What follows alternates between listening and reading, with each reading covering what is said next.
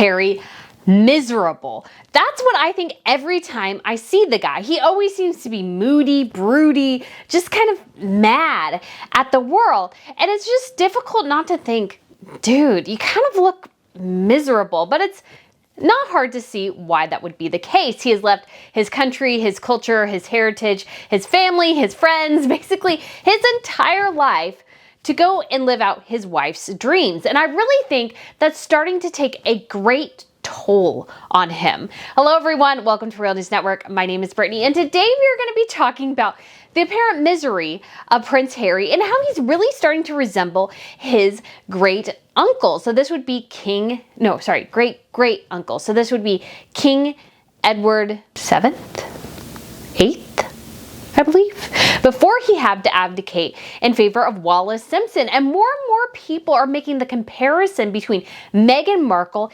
and Wallis Simpson. And it's not a good comparison. Whereas I'll give Wallis mad props. She had excellent, exquisite taste in clothing, whereas Meghan Markle most of the time looks like she just rolled out of bed, put her hair in a messy bun, and walked out to greet the crowds as if they should just be glad she got out of bed and took a minimum amount of effort on her appearance. It's just kind of sad to see a guy who just seems just completely bowled over and just utterly miserable in the life he's chosen. I mean, this is the life he's chosen in many ways, but I really feel like he went on this leap of faith with Meghan under a false assumption. And that was that she was this well-respected, sort of famous actress, and that they could really make a go of it in Hollywood. And I think he's beginning to find out that this life and this vision that she gave him is not living up to reality in the slightest, and that it's a lot more pressure and a lot harder than he initially intended. And I also think things aren't going well for them, and that is putting a lot of strain, I'm sure, on their marriage, on their relationship. But one of the biggest things when I look at all this in terms of Harry's misery is I just see a guy who's been completely beaten down by kind of the visions that his wife has for herself. And I really think it comes down to a couple of things. So I'm really today going to be exploring why I think Harry is miserable, how Meghan has really contributed to that, and, you know, perhaps maybe even make suggestions. What could he do to get himself out of this situation? Because really, I think he's mad at the world, but at the same time, I don't really feel like he recognizes that it's kind of the world he's created around himself that perhaps is causing him the biggest heartache, headache, and biggest challenges in his life. And again, he only really has himself to blame. But if you guys haven't been here to Royal News Network before, hello, my name is Brittany, and on this channel we provide compelling royal commentary and analysis. So if you guys enjoy that, feel free to hit that subscribe button. I also cover a bit of history, and then also we'll be reviewing television shows and movies, because we do have The Crown coming out soon. And there's so many, I mean, royals have been an influence on kind of like movies and plays basically since their conception. So we will be kind of reviewing those things in due course. And I also have an exciting announcement to make. So I did have some of you guys do that Trova trip survey, and I'm so thankful you guys did. So I'm working on right now a trip to England. I have no confirmed dates. It's not all set in stone yet, so it may fluctuate in those sorts of things. But I'm hoping that it happens right before the coronation, which is now strongly rumored to be happening on June 3rd. So that is a Saturday next year. So to be maybe a week before, but there are more opportunities. So if you guys want to go ahead, I'll put the survey link down below. The more people that do the survey, the more trips that are unlocked, because I know some of you have mentioned Scotland. I know some of you have mentioned Germany, and I'm so excited because I love history, I love touring Europe, and I want to do it with you guys because I think it would be so fun. And I will, you know, always try to schedule them around things where I think it could be really great to, either for royal watching or just a lot of castles and tours, trying to personalize the London trip to kind of make sure that we can get all of the good palaces in there. So like Kensington, Tower of London, Buckingham, St. Paul's Cathedral, Westminster Abbey. Again, not all of this is confirmed, so I'm just kind of letting you guys know, but we're going to be working on getting all of those things together because I really want it to be, you know, fun and do alternative things, but also kind of look at what's going on kind of within the royal royal sphere. And the fun thing is, if it happens, if we're able to do this trip kind of right before the coronation, if you want to, you can stay afterwards for it. And there'll just be a lot of really cool and unique souvenirs for it that'll be a unique piece of history to have. So I am so excited about it. So again, I will put the link down below because like I said, more people who fill out the survey, the more trip options open up for us. But again, thank you all those who turned in the survey. I was just so thrilled that, you know, I hit the minimum threshold, which was awesome. And I'm just so excited about it because when I originally kind of envisioned this channel, travel was always going to be a huge portion of that. Before we go into Harry and Meghan, I did just want to say we have seen Catherine cuddling babies this week. Yes. So she went to a maternity ward over there in England and she wore this kind of gorgeous mustard yellow Karen Millen dress. And this is, I think, the first time she's worn Karen Millen. I've heard Karen Millen from actually a British influencer because I just in general enjoy a lot of British things. And she's turned me on to Karen Millen and I actually just bought, I haven't tried it on yet because for a couple of reasons I get packages shipped actually technically to my parents' house because it's just easier than where I'm at. And I got a Karen Millen dress because it was like military themed and I love military themed dresses. I don't know why, they just make my heart sing. And I'm really excited to try it on. It's not obviously like the one Catherine got, but I'm excited to kind of share with you guys my thoughts on the brand because that's what I want to do as part of my fashion channel. So quick plug as well. It'll be launching later this month, I think within the next couple weeks. I don't have a particular date yet because I do have some coverage I'm getting for that this weekend, which I'm super excited about. So guys, feel free to sign up. I will put a link down below in the description there as well. And thank you for all those who subscribed. I have over 2,000 the last time I looked and I'm so excited because I'm so excited to get this off the ground, but there's like so much royal news going on. So, but I have things I'm already editing and getting ready for that. So we should be able to launch very, very soon. I'm thinking launch date October 15th. Or October 22nd. We shall see. Anyways, like I said, Catherine was at this maternity ward. She held this preemie baby and it was so, so precious to see her do that. I feel like Catherine, if she could have another baby, she would have had baby number 4. William, I don't think is as interested in having another baby. But I think if Catherine I think Catherine definitely would if she could. And honestly, I mean, I don't think, she's not in menopause or anything. I think she could have another child. But I think too, now that they've been elevated to the status of Prince and Princess of Wales, unfortunately, I think that possibility has kind of diminished. But hey, the Queen had 2 children while she was Queen. So, you know, Catherine and William, you guys can do it. I know you can do it. This maternity ward has been represented as like kind of one of the best in the country. So she went there to see the preemies because it allows the moms to stay with the babies while they were in that preemie condition, which I think is really great for that bonding and also helps the babies thrive in these situations because that's a huge component of premature birth is trying to give these babies every opportunity they have to survive and thrive. And then we also have Catherine and William went to Northern Ireland. So always Northern Ireland trips are basically embargoed until they're there. That's because of kind of the IRA and lingering nerves about kind of the royals being there. And so they are the Baron and Baroness of Carficus? I'm pronouncing that wrong. I know I am. And Catherine looks gorgeous. I love this light blue coat she has. I wanted so bad because I saw it they actually did another engagement when they were unveiling their portrait together and I saw it. I loved it then. Looks even better now. I kind of really, really want it. So it was great to see them out and about. And again, Catherine cuddled babies. Like anytime she sees a baby, Catherine cuddles them. And I believe she said, and I think it was at this event here in Northern Ireland, that it reminds her holding a young baby that Louis no longer a baby. I think he is, but he's no longer. And I'm sure he would go to, yes, mommy, I'm a big boy. I'm a big boy prince now. I'm sure Catherine's like, oh, I just miss the baby phase. And so it's just so sweet to see her like that and so sweet to see them out in Northern Ireland. So we should see them in Scotland soon, I think. Obviously, Charles, as soon as he became king, had the tour of going to the 4 different countries. And I think we will see the same from Catherine and William as well because, you know, obviously they've been in England, they've been in Wales, they've been in Northern Ireland. So the next would be Scotland. So I would guess we will see a visit to Scotland here pretty soon.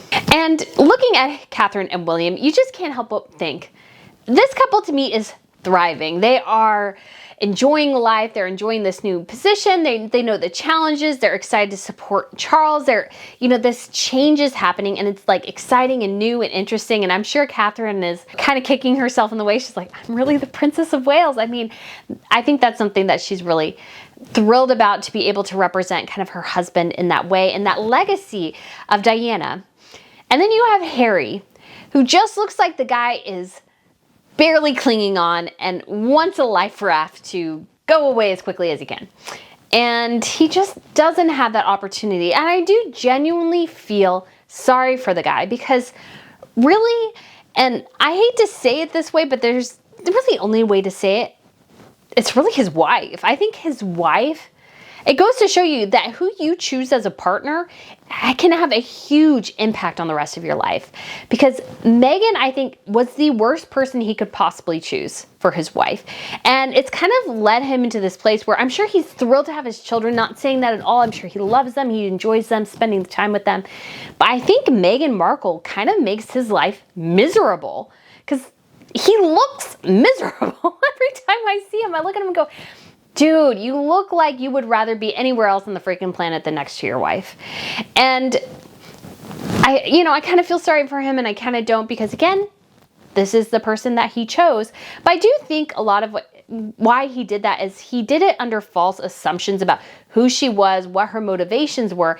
And I'm thinking he's really starting to find out that the motivations, the reasons that she decided to marry him, join the royal family, was really all about how he could promote her, not how she could help and support him. And I think there's a couple different ways we see this. Number one, I think, and I hate to say this because again, it could be misconstrued or something like that, but Meghan just strikes me as rather controlling. And a lot of it is, I think, comes down to the way I see their PDA. Their PDA to me doesn't seem natural as much as it seems forced, juvenile, and something they have to do.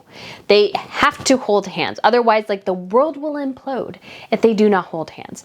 And we've seen this a couple of times where they're walking around barriers. And I know I've said this before, but again, the level of juvenility attached to this is unbelievable to me, that they hold hands, and as soon as they meet an obstacle, they have to hold it as long as possible, then they drop, and then they immediately grab each other's hands like that. I have not seen that since middle school or high school. That's the last time I saw people actually doing that. Grown adults doing it? No. No. And to me, it's part of this thing where they have to sell their love in this way. They have to hold hands because that's how they sell their love. That's how they show us how in love they are. And I spent a couple weeks ago time with my grandparents who have been married over 70 years. There was a very sweet moment where I was asking them about their love story, and my grandfather said, because they grew up in the same really, really small area. They're both almost 90.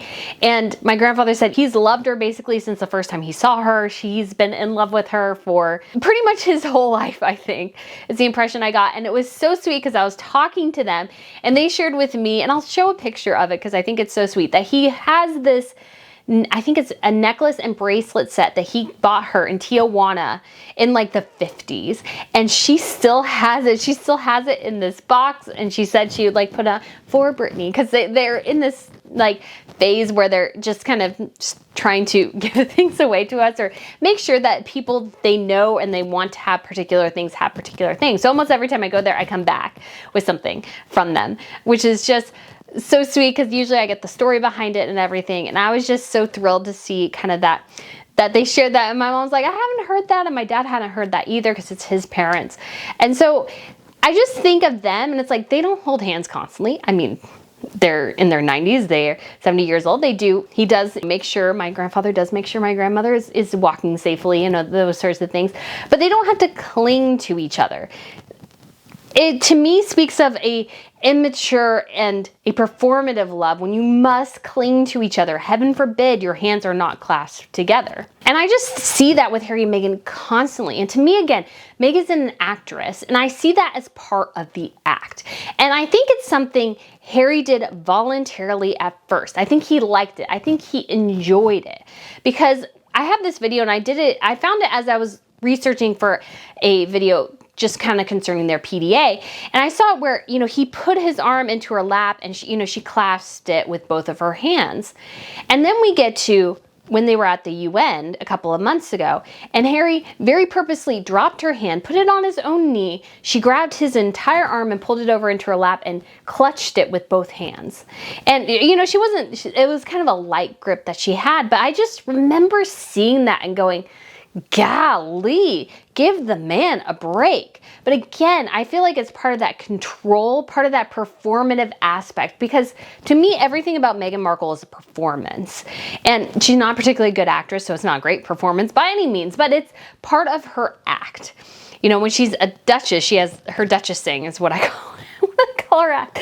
But thing too, where she's like smirking or has a smile on and everybody else looks miserable and she just has this kind of demure smile on. It's like, honey, you're not fooling anybody. Everybody else looks miserable. Just own the misery with them, because you smiling makes you look weird. You look weird in this situation, whereas they actually look kind of normal. So what you think you're conveying just doesn't work. And when it comes to this control as well, we also see this in how she manages him. So she forces him to let her greet people first. And it's just one of those things, and I have a bigger discussion on this that I'll go over, but it's just incredibly inappropriate at times, especially when they were royals, for her to be greeting people first, because that is his job. And she just wanted to control him, and she constantly touches him as if to say, okay, now you greet people. You know, like she's always stage managing him. And we also see this in the way that when they were in that Windsor walkabout, and I just showed this video again, but bears repeating, he had to, when they were leaving, Catherine and William, the future King and Queen of England, both went and opened their own car doors and got in the car. Harry had to go, and you could tell that the security was like, what the heck is he doing? Because they kind of rushed in, kind of like, dude, what are you doing? You need to move things along, because Harry went over and opened the car door for her and made sure she got in before shutting it, which put that entire car at risk. The man who's so obsessed with his security, he's suing his grandmother, now his father's government over it, yet is making his wife, himself, and his brother and his sister-in-law less secure by being an idiot and trying to open everybody's, you know, or trying to open and shut her door for her. Meghan can do that on her own. There's no reason why she cannot do that on her own. There was a big kind of boohoo in the press when she did this event, and she went and she closed her own car door, and everybody's like, oh, she closed her own car door. It was a big thing. So why in the world now can Meghan not open and close her own car door for her? I'm all for on a day in particular situations, sure, but you know, everybody can get in their own gosh darn car door. It's like hard for me, because it's like I appreciate the sentiment and the chivalry of it, but at the same time it's like I can open my own car door. This is kind of ridiculous. If we're on like a romantic date, yes, that is how I would expect to be treated. But when it's just you're in the car and you're just kind of like, you're just going here and there. I mean, they're just getting in the car and leaving. There's no reason why she cannot open and close her own car door. I think she's perfectly capable of doing that. And I think it actually goes against her whole thing that she's a feminist, because to me, honestly, she looks kind of weak, but that's something that clearly she demands of him, that he has to do for her.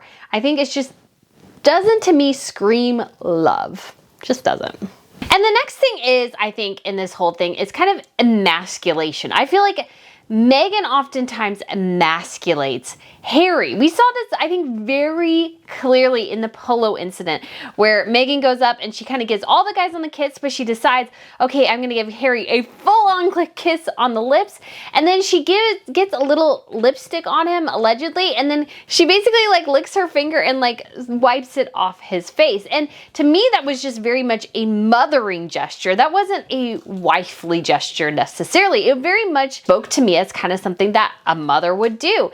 And I feel like for men, that's just something they're not super comfortable with, nor do they really want after a certain age. Now, where Harry, that might be a bit different, because his mother obviously did die very, very young. And so I'm sure he does miss that oftentimes. But at the same time, I just felt like it just is a way, kind of like the PDA and everything. And it's just perhaps a little bit demeaning towards him, that she treats him as if he's a child. And we see this also in the way she kind of guides him. She always has to like touch him, let him know when to shake somebody's hand. And he knows it. He's a grown man. He knows when to shake somebody's hand. He's been doing the royal thing a heck of a lot longer than you do. You can't tell me he doesn't know what to do in particular situations. But I feel like Meghan always acts like he doesn't know what to do and that she needs to guide him in particular directions. And again, that just doesn't speak to me as a super healthy dynamic.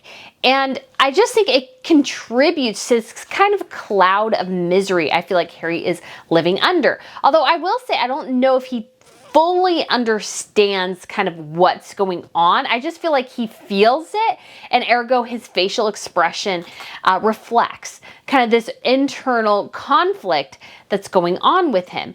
And the other thing I think to consider when it comes to Harry and Meghan, especially when it comes to Harry's misery, is that he has basically severed every relationship he's ever had in order to please her.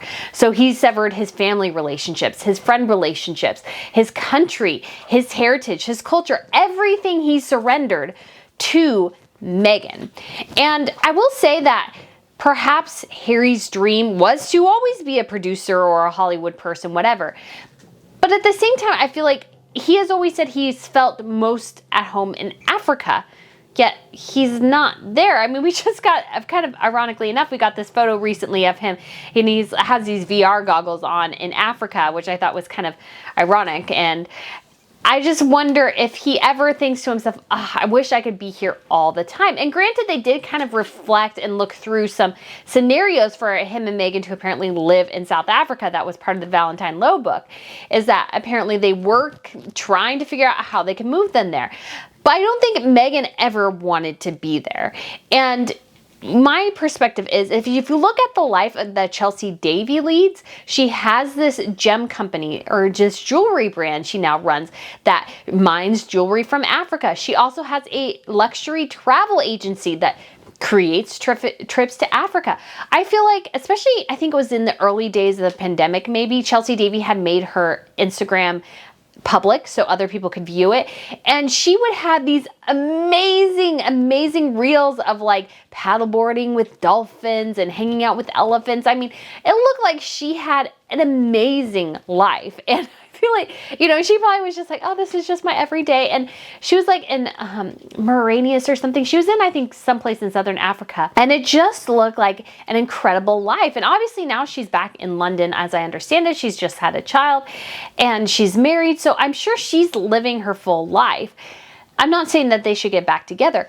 But when you look at the life Chelsea has created for herself, I think to myself, I feel like that's the life Harry wished he could create for himself. I think he would have been fantastic being a part of Aya Travel and helping her figure out, you know, what are the best routes and helping her navigate kind of this world. But Harry, very much to me at least, it seems like he's living Meghan's dream, not their collective dream. Now, again, I could be totally wrong, but I think, and you know, in marriages, it is a give and take. So sometimes you do have to follow one of the partner's dreams while the other person either stays at home or sticks with a job they're not particularly fond of. There's sacrifices that you do make in a relationship. But the thing is that Harry, it's not that he moved. That's one thing. It's that he has no relationship really with his family anymore. His entire family, except for maybe Eugenie. Basically, everybody has kept Harry at a distance now, partly because they don't know what he's going to put in the Netflix documentary. And so that's an additional barrier to Harry's relationships with his family and his friend, is that nobody knows if their private conversations are going to be used against them someday by Netflix. So Harry just is incredibly separated from his life. If he had moved to California, if they were pursuing all these things while still having great relationships with his family, his friends, going back to the UK a lot, I would say, hey, you know, this is what they wanted to do. That's fine. But it's very clear that they're living Meghan's dream, Meghan's life, Meghan's vision for herself. That's why they're there in California. They're not to help him fulfill his dream. It's to help her fulfill hers.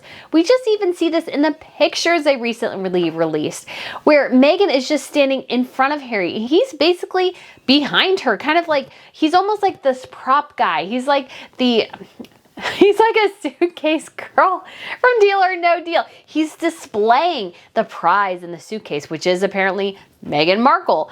And even in this pictures where it's their profile side by side, she's in focus and he is out of focus. And what I think building to, and what I want to come to at the very end here, is that I think the biggest thing that's contributing to Harry's misery is that he has no respect in his household. I don't think Meghan respects Harry. I don't think she respects him at all. I don't think she respects his family, his traditions, his heritage. I think she could care less about any of that. How do I know that? Well, even the first day after their marriage, or at least the initial days, after they went to a garden party with Prince Charles. Now, it is customary in royal circles to let the blood royal go first. The blood royal pretty much always introduces themselves first, that they shake hands first, they walk first. Now, granted, sometimes this does change naturally. It just makes more sense for one person to go ahead of the other. Or if Catherine and William are doing this now, if it's a particular initiative of Catherine's, William kind of gives her the go ahead. But it's taken them a long time to build up to that, because Catherine was very, very diligent about walking behind William, making sure he got to greet and visit people first. Because again, that is protocol. So what happens, literally, it's a garden party for Charles's 70th birthday. Harry and Meghan went, and it was literally days after their marriage. And there's this video, and it's part of, I think, a documentary the BBC did on Charles, where they're going to walk out. They're in this room together. They're going to walk out. Charles walks out first. Camilla follows. That's precedence. Harry goes to walk out. Meghan taps him, and he lets her go first. I think that's incredibly disrespectful. And I think it shows where the relationship is at the vast majority of the time, because she never stopped. She continued to walk ahead of him. She continued to greet people ahead of him. I mean, this could have been quite a diplomatic incident in Morocco, which is a Muslim country, and she's going and greeting people first. It was, it's a diplomatic disaster waiting to happen. It was not something she should have done in the slightest. And I get it. She's a feminist. She needs to go first, because I feel like Meghan's brand of feminism is one that survives on trampling men. I feel like that's her definition of feminism. And if you look at this situation, it was just incredibly rude, basically, of her to barge ahead and greet the king first. That is not her job. Her job is to not do that. And it shows her disdain for who he is, because at the end of the day, he is a royal. He is descended from royalty. If she had any respect for him, she would let him go ahead. Even if in private, that's not what they do. That's fine. You know, a lot of people say the power behind the throne, the power behind a certain politician, whereas the politician may have the authority, it's actually their spouse that holds a lot of the power at home. I have no problem with that whatsoever. But when you are on a job, when it is part of his life for him to go first, you need to let him do that. If you don't, that tells me you do not care about him, that you do not respect him, and that this is his role. And I see this as well as that Meghan never even tried to integrate into the royal family. She never tried to actually understand the royal system, because that takes time. It took Catherine a good 5 years to be comfortable. I didn't really see Catherine blossom as a royal until 5 years after her marriage, really. Once Louis was born, all the kids were settled, it felt like Catherine all of a sudden just bloomed. And it takes time. Catherine had been around royals for a long time. It's not like that she suddenly came into this and had no clue what to do. She had probably a pretty good idea, but to understand this royal system and to not make a wrong step requires intention, it requires time, it requires dedication, it requires an understanding of a world that is not your own. And that becomes from maturity, wisdom, and those sorts of things. Meghan never reflected any of that. As soon as it became a little hard, she wanted to bolt.